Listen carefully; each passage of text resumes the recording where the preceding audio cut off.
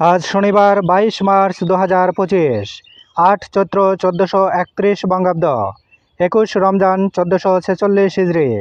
জানিয়ে দেব আজকের দৈনিক আমার দেশ পত্রিকার শিরোনামগুলো। ইসরায়েলি বর্বরতার বিরুদ্ধে গর্জে উঠল বাংলাদেশ, গাজায় গণহত্যা।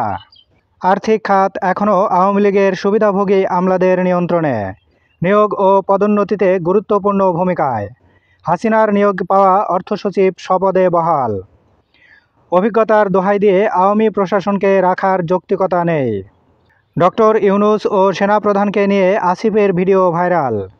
ক্যান্টনমেন্ট থেকে আওয়ামী লীগ পুনর্বাসনের প্রস্তাব, ফেসবুক পোস্টে হাসনাত আবদুল্লাহ। হান্নান মাসুদ বললেন, আওয়ামী লীগ পুনর্বাসনের চেষ্টা প্রতিহত করব। দ্বিতীয় লড়াইয়ের জন্য প্রস্তুত হন সার্জিস আলম। আওয়ামী লীগ নিষিদ্ধের দাবিতে ঢাবিতে ব্যাপক বিক্ষোভ। গুড ব্যাড নাই, আওয়ামী লীগ মানেই গণহত্যাকারী, ইনকিলাব মঞ্চ। আওয়ামী লীগকে ফিরিয়ে আনা আরেকটি হত্যাযজ্ঞের জন্য জুলাইয়ে রক্ত দেয়নি। হত্যা রাজনীতির চর্চা করেছে আওয়ামী লীগ, জুলাই মঞ্চ। ফেসবুকে তথ্য উপদেষ্টা, আওয়ামী লীগের ফেরা ঠেকাতে পারে জুলাই ঐক্য। আওয়ামী লীগের বিরুদ্ধে সোচ্চার এনসিপি নেতারা, ক্যান্টনমেন্ট থেকে আওয়ামী লীগ পুনর্বাসনের প্রস্তাব।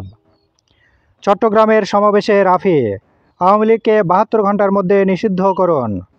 প্রতিদিন দৈনিক পত্রিকাগুলোর শিরোনাম জানতে লাইক, কমেন্ট এবং সাবস্ক্রাইব করুন। এবার শেষের পাতা। ছুটির দিনে মার্কেটমুখী মানুষের ভিড়, বিদেশি পোশাকে ক্রেতাদের আগ্রহ, সাবারা, গাবারা ও গাউনে আকর্ষণ নারীদের।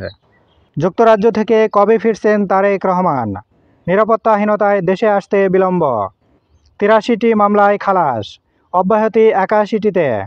দেশে ফিরতে আইনি জটিলতা নেই। এবার রমজানে নিত্যপণ্যের দাম কমার রেকর্ড। 15 বছরের সিন্ডিকেট ভেঙেছে সরকার, জনজীবনে স্বস্তি।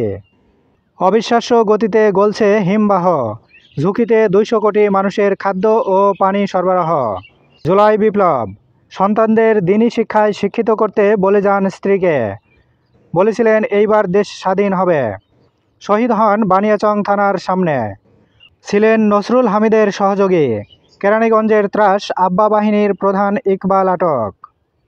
নরসিংদীতে আধিপত্য বিস্তার নিয়ে সংঘর্ষ, আওয়ামী লীগ বিএনপির গোলাগুলি, নিহত 2।